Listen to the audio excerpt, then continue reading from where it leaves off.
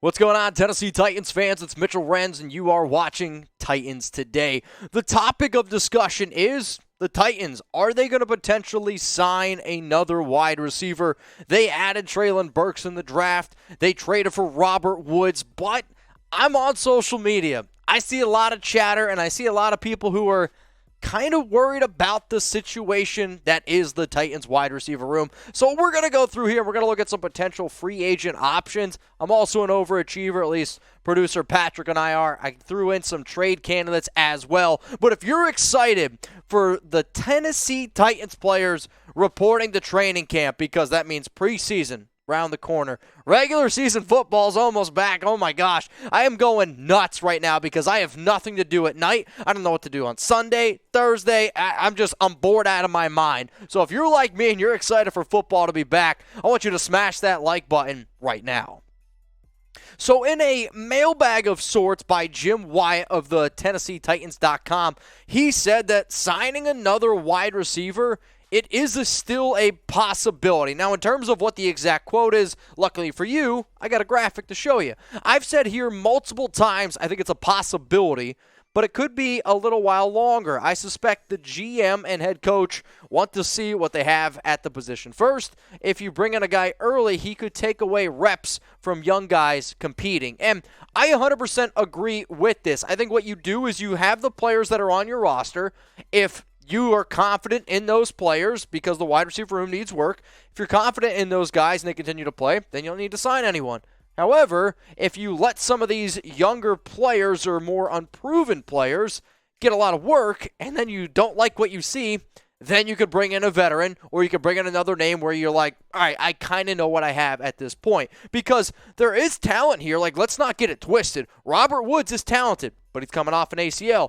Treylon Burks, I watched him at Arkansas, talented, but he's been a little bit of a headache this offseason. Nick Westbrook-Ikhine, he's got some talent. Question mark, though. Des Fitzpatrick, I liked him when he first came out of college, but very unknown. Racey McMath, again, unknown. The amount of unknowns that are here in this room is why we are talking about it. So here at Chat Sports, here at Titans Today, we're an interactive show, and I want to know from every single person that comes across this video because you're a passionate Titans fan or you're just a diehard sports fan. Name a receiver that you think right now that the Titans should go out, pick up the phone, and try to sign them. Now, we are talking about free agents, but I wouldn't be doing my job if I didn't bring up some trade targets as well. Trades are usually less likely to happen, which is why I'm not going to get too in-depth, but you got some options here. If you want to go balls to the wall, spend some money, throw the dollar bills at Deebo Samuel, you'll probably have to give up a first and maybe even, an extra second or third round pick thrown in there. If you want a cheaper option with some speed, Jalen Reagor, he ran a 4.47 out of TCU, a first round pick, but he's been a bust in Philadelphia. And if you want to go another balls to the wall type of move, DK Metcalf, only 24 years old, entering the final year of his deal. Seattle could potentially be doing a little bit of a rebuild. So personally, I don't see any of those being a real possibility. If you were to ask me another name to throw out there because of the ties that Vrabel has with New England, Nelson Agholor could be another very interesting option, though Agholor does cost about $10 million.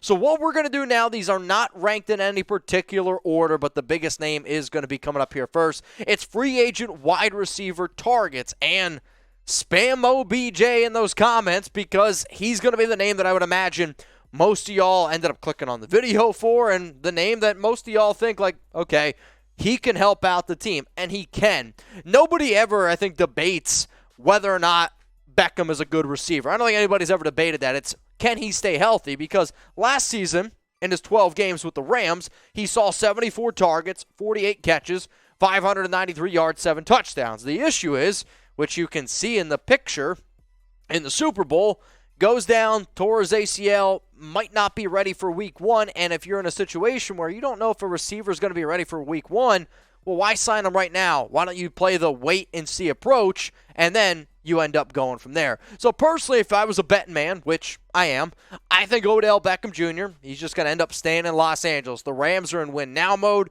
They've continued to be aggressive, and they know what they're going to get. Yes, Allen Robinson's there, but I think OBJ ends up staying with Matthew Stafford and the guys in L.A.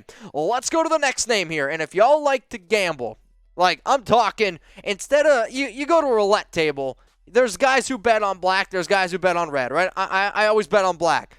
If you're the dude that wants to put all your chips on 0-0, double green, that's Will Fuller, because I've seen Will Fuller play, and there was times where I'm like, this guy has legit, I'm not kidding you, top 10 wide receiver potential. The issue, he definitely can't stay healthy. So last season, 4 catches, 26 yards. 3 of those catches came week 1 on Monday Night Football. So which means the other 16 weeks, only 1 catch. Why? Couldn't stay healthy. In 2020, 53 grabs, 879 yards, 8 touchdowns. Fuller has never played a full 16-game season. On top of that, he's had some talented quarterback play. Last year, not so much with Tua. But, man, you go back, you look at some of those numbers that he put up with Deshaun Watson. It's a shame that that young guy couldn't stay healthy. So what do you think here? Why for yes and for no? Should the Titans sign Will Fuller? I know some of y'all are like, yes, which is fine. And if this was Madden 23 and I could turn off injuries, my answer would be yes. The issue is this. It's one of those things, if you fail once, okay. Fail twice, all right. But 3 times, 4, like, I don't think Will Fuller stays healthy. And I saw Ryan Tannehill last season when Julio Jones went down. When A.J. Brown wasn't on the field. He was a totally different quarterback. This team was totally different. And for that reason, I say no to Will Fuller. Let's go to the next name, though, here on the list. It's Cole Beasley. And I love Beasles because he is just like a good safety blanket. Does he look like your prototypical wide receiver? No, he doesn't. But back-to-back years, over 100 targets. Back-to-back years, 82 catches. And if you're looking for just a little bit more reliability to pick up those tough yards, I think that's what Cole Beasley is able to do. So last year, only 693 yards, 1 touchdown compared to the year before. I think that has more to do with Father Time just slowing him down a little bit. Plus, that's just how the Bills' offense used him. But if you're telling me right now you got Treylon Burks, you got Robert Woods, you then throw Cole Beasley out there in the slot a little bit, if he's getting one-on-one matchups, he's going to win those one-on-one matchups. Even if you were to get him right now for 60 catches, if he's able to give you another 600 yards, few touchdowns, that's well worth it, especially in the AFC.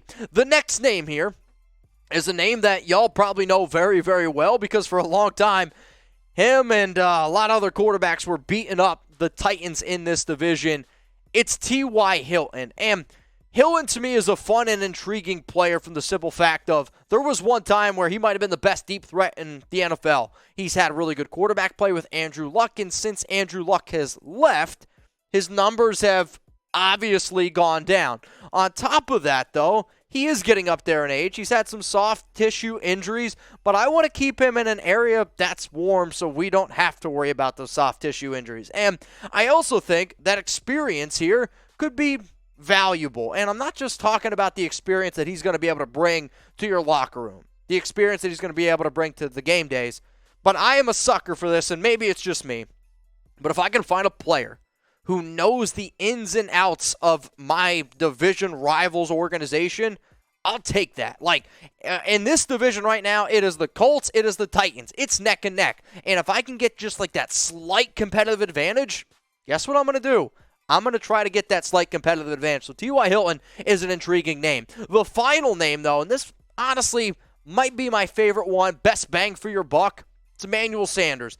Sanders is a professional. He is a great route runner. He works his freaking tail off. And a lot of receivers who suffered an injury like Emmanuel Sanders suffered just a few years ago would have hung up the cleats and said, you know what, I had a good career. Sanders said, no, I don't care that I tore my Achilles. I'm going to get back out there on the football field, and I'm going to show you all that I can still get it done. Last season, 42 catches, 626 yards, 4 touchdowns. If you're looking for a veteran who I think that this Titans offense, especially at receiver, could use him, why hasn't he been signed yet? I'm not saying just by the Titans. I'm saying by all NFL teams because there's been a lot of players that I've seen getting picked up.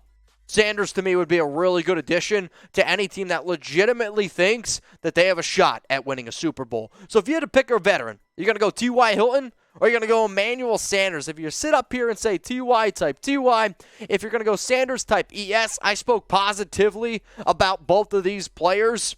I'm going to go with Emmanuel Sanders, though, because personally, I still think he is the player out of these two that can help you win more games in the long run. Now, before I wrap up today's show, I figured I'd also hit you with this. Some key players not on the PUP list. Neither Robert Woods or Caleb Farley were placed on the PUP. It's good news. I was a little bit worried about Woods. I was a little bit worried about Farley. I love when he first came out of college as well. He's had a few injuries, but good news there. However, some guys on the PUP list. Monty Rice, Tommy Hudson, Caleb Shudak.